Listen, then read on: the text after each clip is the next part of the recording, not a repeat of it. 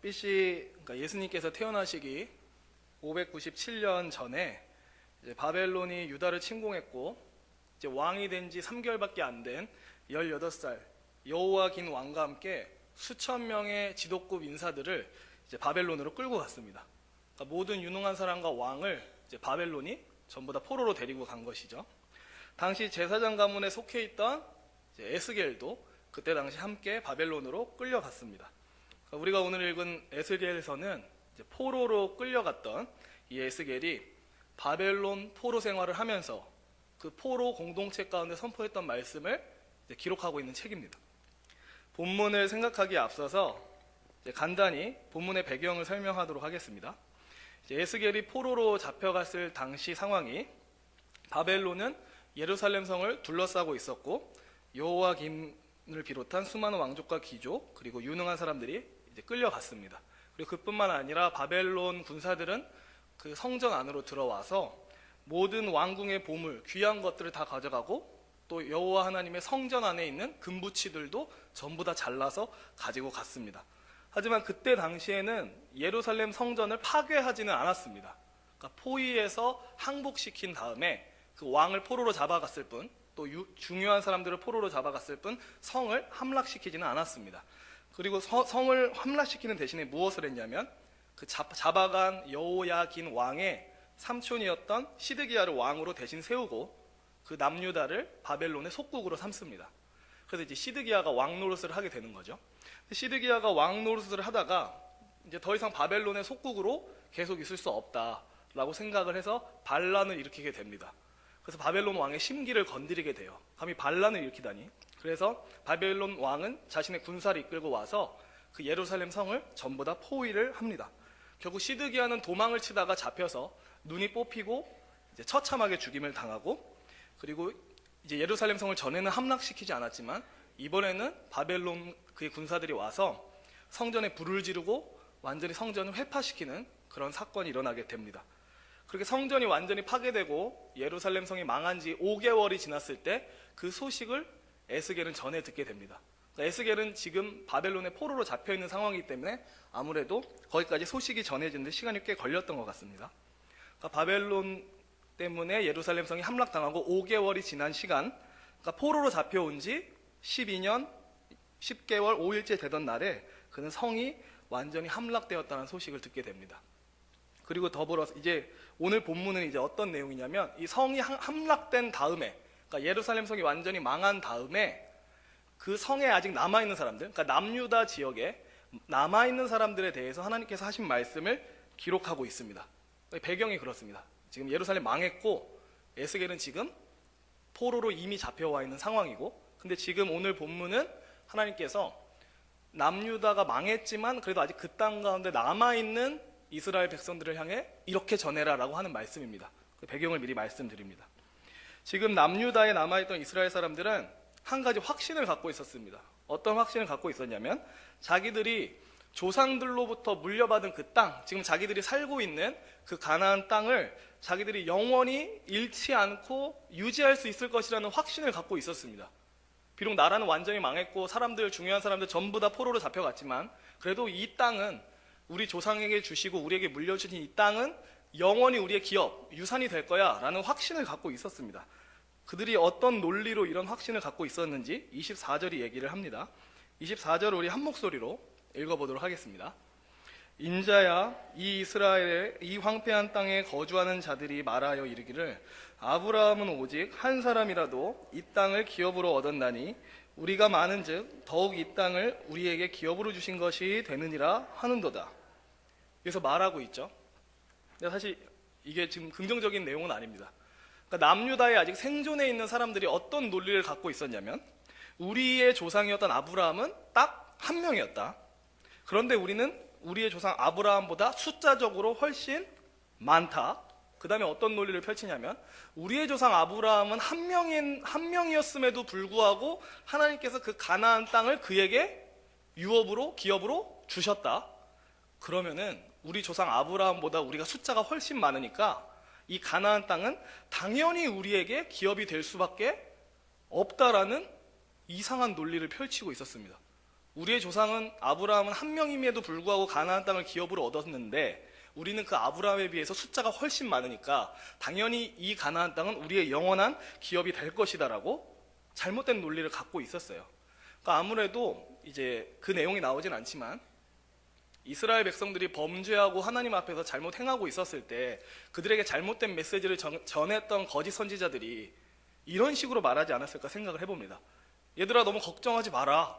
너희는 아브라함의 자손이고 아브라함은 한 명인데도 이 땅을 얻었잖냐. 근데 너희는 훨씬 숫자가 많다. 그러니까 너희는 이 땅을 잃어버릴 염려가 없다 라는 식으로 거짓말을 많이 했던 것 같습니다. 하지만 이스라엘 백성들이 이렇게 생각했을지 몰라도 이제 하나님의 생각은 달랐습니다. 그래서 하나님은 뭐라고 얘기하시냐면 에스겔 선지자를 통해서 이 패역한 이스라엘로 말미암아서 너희가 끝까지 유지할 수 있을 것 같다 생각했던 그 가나안 땅을 내가 황무하게 바꾸어 버릴 것이다 라고 얘기를 하십니다. 하나님이 사실 이 사건이 있기 전부터 오래전에 미리 얘기를 계속 해오셨어요. 예루살렘 성이 함락되고 완전히 회파될 것임을 미리 얘기를 하셨습니다. 그래서 에스겔 같은 경우도 이제 하나님께 부름을 받고 혀가 입천장에 붙어서 말을 할 수 없었지만 어떤 몸으로 보여주는 퍼포먼스로 이 예루살렘이 멸망할 것을 미리 보여줬는데 그 중에 하나가 이거였죠. 흙으로 만든 판에다가 그림을 그리는 거였어요. 예루살렘 성이 있고 그 주변을 공성 무기들이 둘러싸고 있는, 그러니까 바벨론이 둘러싸서 이 성을 무너뜨릴 것만 같은 그림을 그려서 사람들한테 보여주기도 했습니다. 말을 못하니까 그림을 통해서. 또 에스겔서를 보면은 하나님께서 이제 이 예루살렘 성을 완전히 멸망시키고 황폐하게 만들 것이라는 사실을 미리부터 보여주셨는데 그 중에 강력한 모습으로 보여주셨던 게 뭐냐면 하나님의 영광이 성전을 떠나는 모습으로 그것을 보여주십니다. 그러니까 하나님이 이제 이스라엘과 더 이상 함께하지 않고 그들을 떠나겠다라는 그 모습을 단순히 말로 보여준 게 아니라 에스겔한테 환상으로 보여줬는데 원래 성전에 하나님의 영광이 머물고 있어야 되는데 이 영광이 성전을 떠나버리는 장면을 에스겔한테 보여준 거죠. 에스겔 8장에 보면 에스겔이 포로로 잡혀간 지 6째 해, 6째 달, 5번째 날에 하나님이 그에게 환상을 보여주세요. 어떤 환상을 보여주냐면 에스겔을 이제 환상 가운데 그 예루살렘 성으로 데리고 갑니다. 지금 에스겔은 예루살렘 성에 갈 수가 없죠. 바벨론의 포로로 잡혀가 있는 상황이었으니까. 그런데도 하나님이 환상을 통해 예루살렘 성을 보여주세요. 근데 어떤 장면을 보여주냐면 예루살렘 성 안에 내면을 보여주는데 거기 뭐가 있냐면 벽에 하나님이랑 관련 없는 각양 곤충과 짐승 우상이 그냥 벽에 꽉 채워서 그려져 있는 모습을 보여줍니다. 그뿐만 아니라 그 그림에다 대고 절하고 있는 여러 명의 장로들까지 보여줘요. 그 다음에 또 여호와 성전 문과 제단 사이에 25명 정도 되는 사람들이 하나님의 성전을 등지고 동쪽 태양을 향해서 예배하고 절하는 모습을 보여줍니다. 하나님이 지금 뭘 보여주고 있는 거냐면 이스라엘 백성들이 나의 거룩한 성전을 어떻게 더럽혔었는지를 하나님께서 보여주셨다는 거예요. 이에 대해서 이제 하나님께서 이렇게 말씀하세요. 그 모습을 보여주면서 에스겔한테 이렇게 말씀하십니다. 그들이 여기에서 크게 가증한 일을 행하여 나로 내 성소를 멀리 떠나게 하느니라. 그러니까 이스라엘 백성들이 그 성전에서 너무 가증한 우상 숭배를 자행하니까 하나님으로 하여금 여기를 떠날 수밖에 없게 만든다라고 얘기를 하시는 거예요. 그리고 나서 뒤쪽을 보면 실제로 에스겔은 하나님의 영광이 성전을 떠나는 환상을 보게 됩니다. 그리고 오늘 본문 에스겔이 포로로 잡혀간 지 12째 해 10째 달 5일이 되던 날 에스겔은 자신이 예언했던 대로 성전이 실제로 망했다라는 것, 예루살렘 성이 완전히 끝났다라는 소식을 전해 듣게 되죠. 그리고 그런데도 불구하고 이러한 악조건 속에도 불구하고 그 남유다에 생존하고 있던 이스라엘 사람들은 거짓된 생각에 빠져 있었던 거예요. 아브라함, 우리 조상 아브라함은 한 명인데도 이 땅을 기업으로 얻었다. 근데 우리는 그에 비해 숫자가 많다. 그러니까 당연히 이 땅은 우리 거다라는 잘못된 생각을 갖고 있었어요. 그래서 이에 에스겔은 이 거짓된 논리에 빠져 있는 자들에게 이렇게 얘기합니다. 25, 26절 우리 한번 한 목소리를 읽어보도록 하겠습니다. 시작. 그러므로 너는 그들에게 이르기를 주 여호와께서 이같이 말씀하시되 너희가 고기를 핏째 먹으며 너희 우상들에게 눈을 들며 피를 흘리니 그 땅이 너희의 기업이 될까 보냐. 너희가 칼을 믿어 가증한 일을 행하며 각기 이웃의 아내를 더럽히니 그 땅이 너희의 기업이 될까 보냐 하고. 그러니까 이스라엘에게는 사명이 있었어요. 어떤 사명이 있었냐면 그들이 거하고 있는 가나안 땅에서 하나님의 뜻대로, 그의 율법대로 정직하고 공의롭게 살아서 그 땅이 눈에 보이는 하나님의 나라로 만들어야 되는 사명이 이들에게 있었어요. 근데 이들은 그렇게 하지 않았습니다. 25, 26절을 보면 이들이 우상을 향해서 눈을 들었고, 그 다음에 고기를 핏째 먹었고, 그러니까 하나님은 레위기 뭐 이런저런 책에서 고기를 핏째 먹지 말라 그래요. 그리고 무력으로 가증한 일을 행했고, 이웃의 아내를 더럽히는 일을 아주 가책없이 행했습니다. 이에 대해서 하나님께서 말씀하십니다. 너희가 내 앞에서 이렇게 했는데도 그 가나안 땅이 계속해서 너희의 소유가 될 것 같으냐? 라고 말하시는 거죠. 이 말은 가나안 땅을 너희에게 계속해서 소유로 주지 않겠다는 얘기죠. 그러니까 하나님께서, 다시 한번 얘기하지만 하나님께서 아브라함을 택하시고 또 가나안 땅에 그의 후손들을 심으신 이유는 그 땅이 하나님의 뜻을 따라 살아가는 백성들을 통해서 눈에 보이는 하나님의 나라가 되게 하는 것, 이게 하나님의 뜻이었어요. 그리고 그들이 눈에 보이는 하나님의 나라가 됐을 때 이방 민족들이 그것을 보고 나도 여호와 하나님께로 가고 싶다, 나도 그 공동체 안으로 들어가고 싶다라는 마음을 불러일으켜서 그들을 그 공동체로 불러일으키는 게 이들의 사명이었습니다. 근데 이스라엘은 그 사명을 조금도, 하나님의 바램을 조금도 이렇게 실현하지 않았어요. 이에 대해서 하나님께서 얘기하십니다. 28, 29절. 내가 그 땅이 황무지와 공포의 대상이 되게 하고 그 권능의 교만을 그치게 하리니 이스라엘의 산들이 황폐하여 지나갈 사람이 없으리라. 내가 그들이 행한 모든 가증한 일로 말미암아 그 땅을 황무지와 공포의 대상이 되게 하면 그때에 내가 여호와인 줄을 그들이 알리라 라고 얘기를 하십니다. 그러니까 하나님께서 이스라엘이 지금 거짓된 확신을 갖고 있잖아요. 이 가나안 땅은 영원히 우리의 기업, 우리의 유산이 될 거야. 근데 하나님이 너희가 그렇게 자신만만해하는 그 가나안 땅을 황무지와 공포의 대상으로 바꿔버리겠다고 얘기를 합니다. 그러니까 이스라엘에게는 그런 마음이 없던 거죠. 우리가 사명감을 갖고 이 가나안 땅을 눈에 보이는 하나님의 나라로 바꾸자, 그렇게 해보자라는 마음이 없었던 겁니다. 그래서 그들은 죄를 지었고 죄로 인해서 그 땅을 신음하게 됐어요. 그러니까 성경을 보면 땅이 죄로 말미암아 힘들어한다는 내용이 나옵니다. 그래서 죄인들은 땅이 뱉어낸다는 표현도 나와요. 그래서 하나님은 이제 그 땅이 죄악으로 너무나도 더러워졌고 고통을 받았기 때문에 그 땅을 안식을 주기 위해서 그들을 바벨론으로 보내고 또 그 남아있는 땅을 황무지로 만들어서 아무도 못 건드리게, 그 땅이 완전히 안식할 수 있도록 하겠다고 얘기를 하시는 거죠. 그리고 훗날 이스라엘은 알게 됐을 겁니다. 자기들이 끝끝내 유업으로 얻을 것이라 생각했던 그 땅이 완전히 황무지가 되고 공포의 대상이 되는 순간 우리가 틀렸고 하나님이 맞았다라는 것을 알게 됐을 겁니다. 그러니까 이런 모습을 보고 이제 우리가 항상 생각하는 것은 그거예요. 이들이 진작에 이 사실을 알고, 그러니까 자기들이 하나님의 사명을 이루는 일에 관심 없이 살았다는 것을 깨닫고 진작에 하나님의 뜻대로 살아서 잘 있었으면 예루살렘 성을 빼앗기지도 않고 포로로 잡혀가지도 않았을 텐데 라는 생각을 하게 됩니다. 근데 또 이게 한편으로 보면 사람의 본성이에요. 사람의 본성이 뭐냐면 조금이라도 믿을 만한 구석이 있으면 그 믿을 만한 구석을 하나님보다 더 의지하고 물고 늘어지는 게 사람의 특징입니다. 그러니까 말로는 하나님을 믿는다고 하지만 뭔가 의지하고 비빌 구석이 있으면 그걸 하나님보다 더 의지하고 믿는 게 사람의 특징이에요. 그러면 이 남유다의 생존에 있었던 이스라엘 사람들이 믿고 있었던 그 구석은 뭐였습니까? 그것은 아브라함은 한 사람인데도 불구하고 이 땅을 받았다.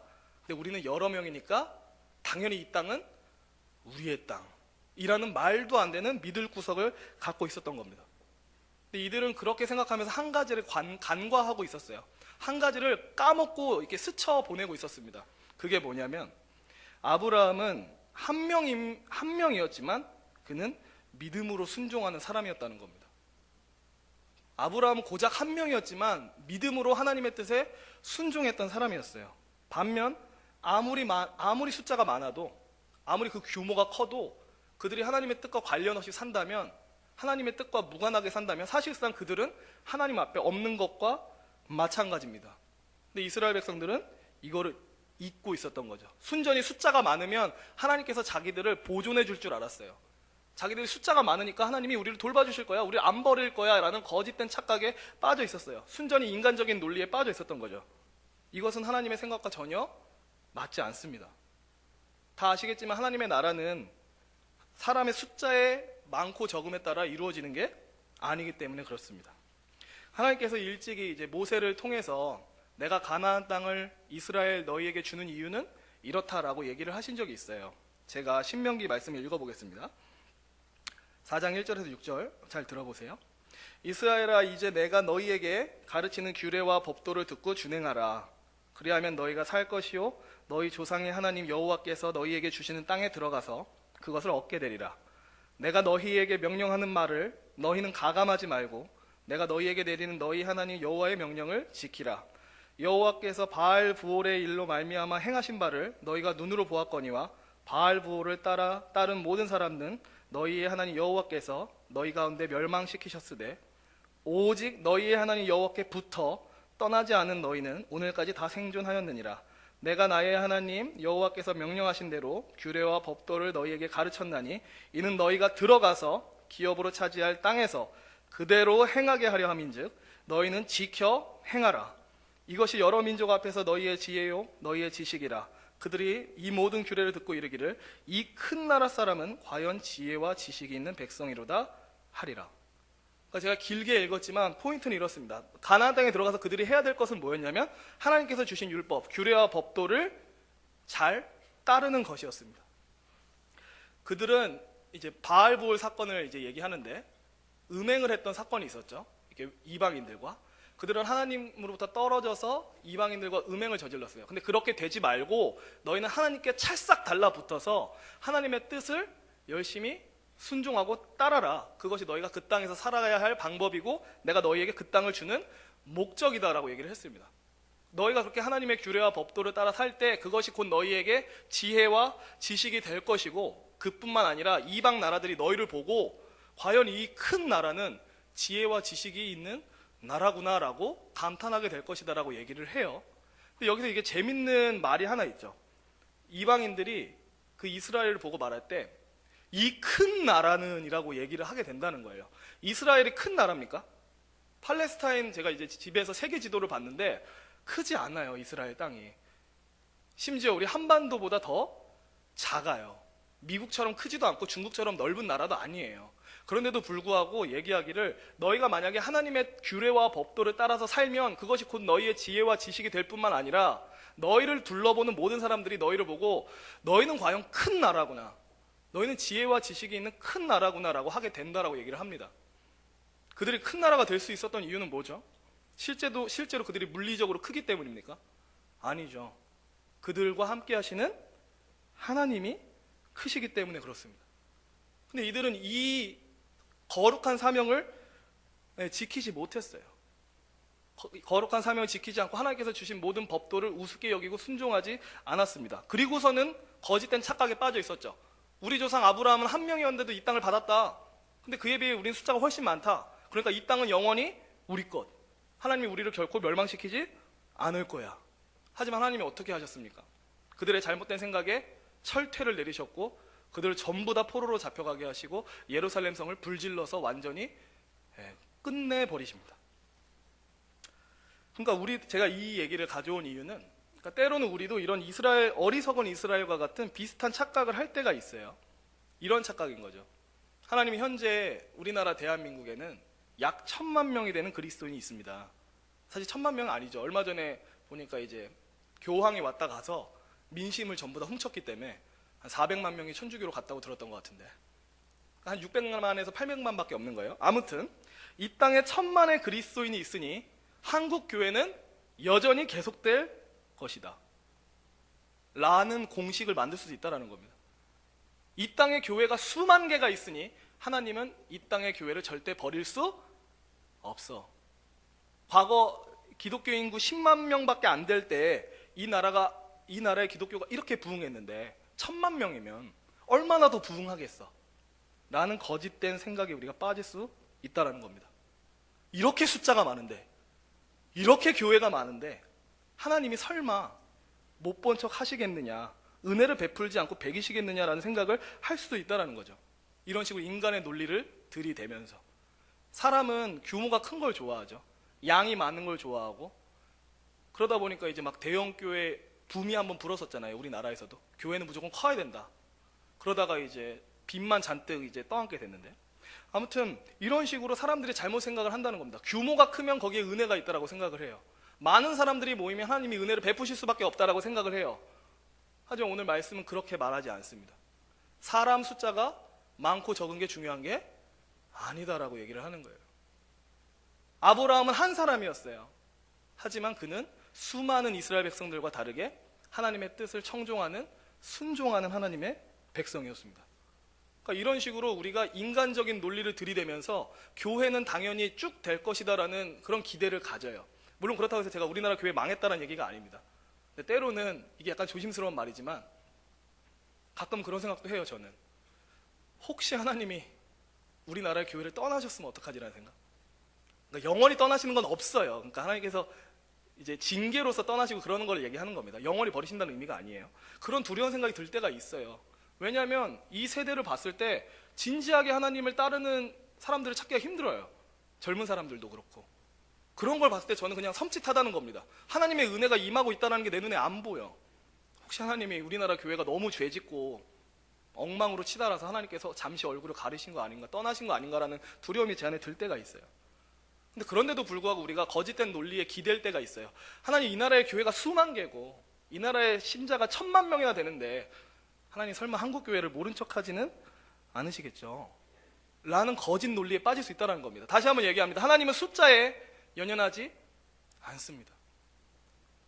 우리 교회가 성도가 몇백 명이니까, 역사가 몇 년이니까 이 교회는 영원히 계속될 것이다 라고 장담할 수가 없습니다.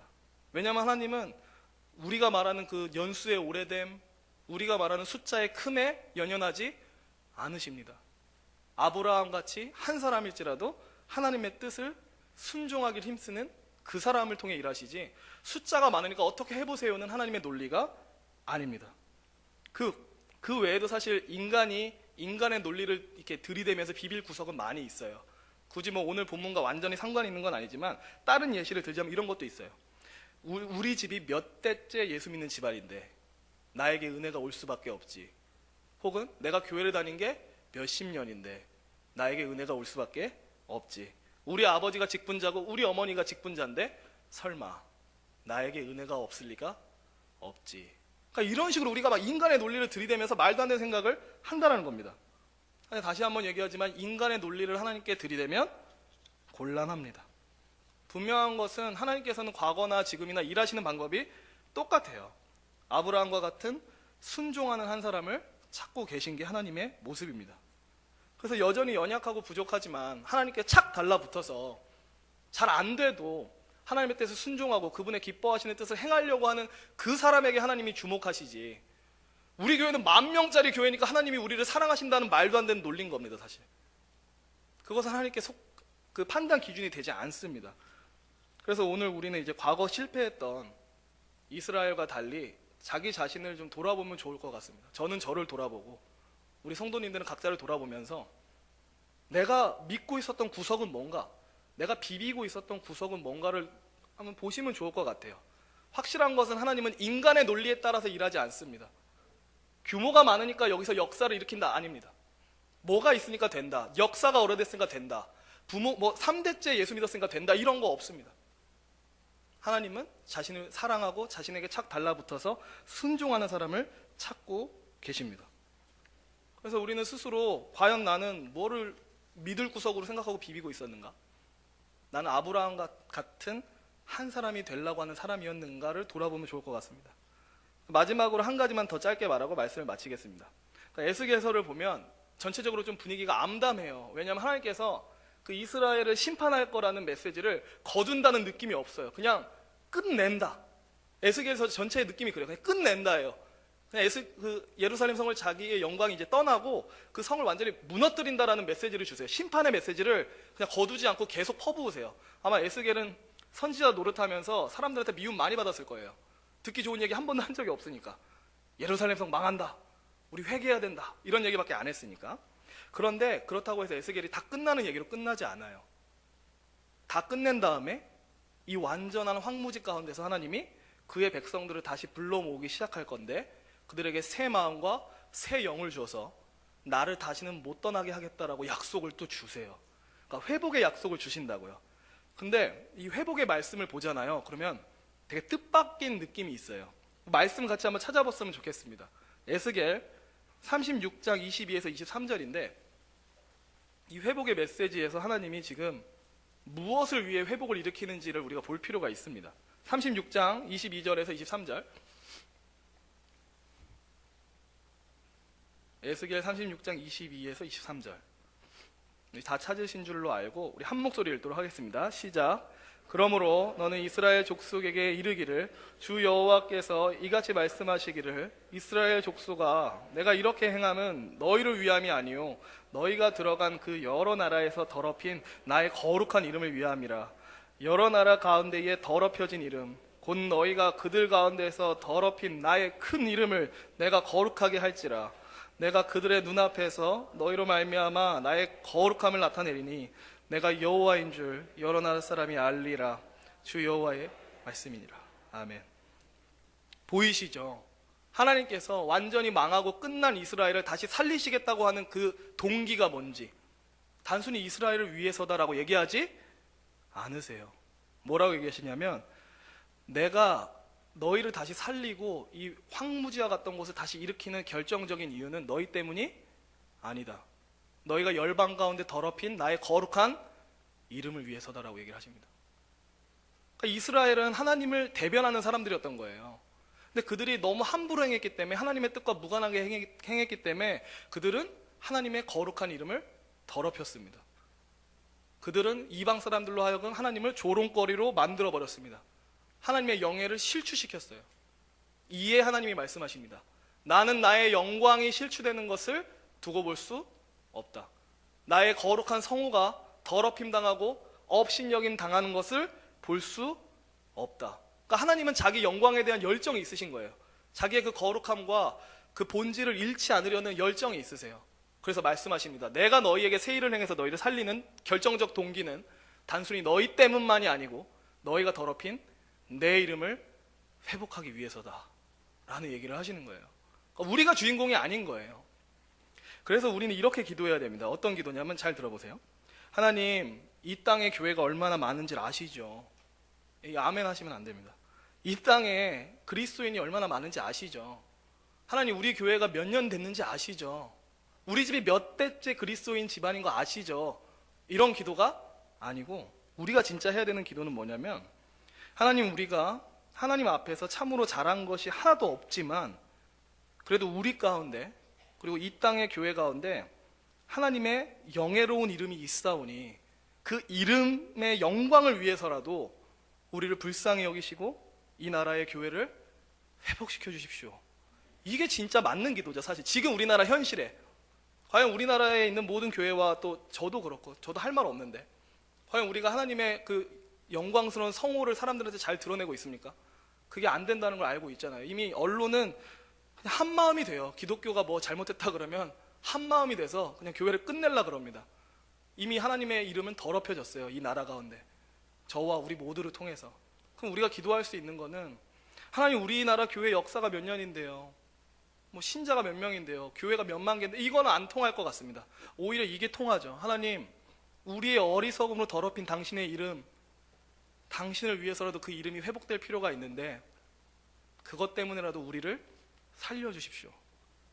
이게 더 맞는 기도라고 저는 생각합니다. 지금의 현실에 있어서 나 때문이 아니고 내가 하나님의 그 영광스러운 이름을 더럽혔기 때문에 당신의 영광이 훼손되는 거를 이제 그만 쳐다보시고 이 나라의 교회를 살려주세요라고, 이게 더 맞는 기도라고 생각을 합니다. 그래서 우리 모두 이제 아브라함과 같이 구별된 한 사람이 되기 위해서 힘씀과 동시에 나와 우리 교회에 하나님의 영광스러운 이름이 걸려 있으니 그 이름 때문에라도 나를 살려주시고 우리 교회를 살려주십시오라고 기도하는 그런 복된 성도님들이 될 수 있었으면 좋겠습니다. 기도하겠습니다. 하나님, 숫자가 많으면 거기에 하나님의 은혜가 임하는 줄 알고 또 역사가 오래되면은 거기에 하나님의 은혜가 임하는 줄 알고 거짓 때문에 빠져 있었다면 우리를 그 모든 거짓으로부터 건져내 주시옵소서. 혹은 이 시간 나열하지 않은 그 외에 비빌 만한 구석, 믿을 만한 구석, 거짓된 논리가 있다면 그 모든 거짓된 논리로부터 우리를 벗어나게 하여 주시옵소서. 오직 하나님께서 보시는 것은 인간의 거짓된 논리 생각이 아니라 하나님을 사랑하고 그에게 착 달라붙어서 그에게 순종하기 힘쓰는 한 사람인 줄 믿습니다. 이 자리에 있는 저와 우리 모든 성도님들이 하나님께 붙어서 잘 안 돼도 순종하기 힘쓰는 한 사람이 되게 하여 주시옵소서. 또한 주님, 이 나라의 교회 그리고 또 우리를 회복시킬 때 그 이유는 우리가 또 이 나라의 교회가 당신의 이름을 더럽혔기 때문입니다. 당신의 이름의 영광을 위해서라도 우리를 살리셔서 주의 영화로운 이름이 높임받게 하여 주시옵소서. 모든 영광을 주님께서 홀로 받으시길 원하며 주 예수 그리스도의 이름으로 기도합니다. 아멘.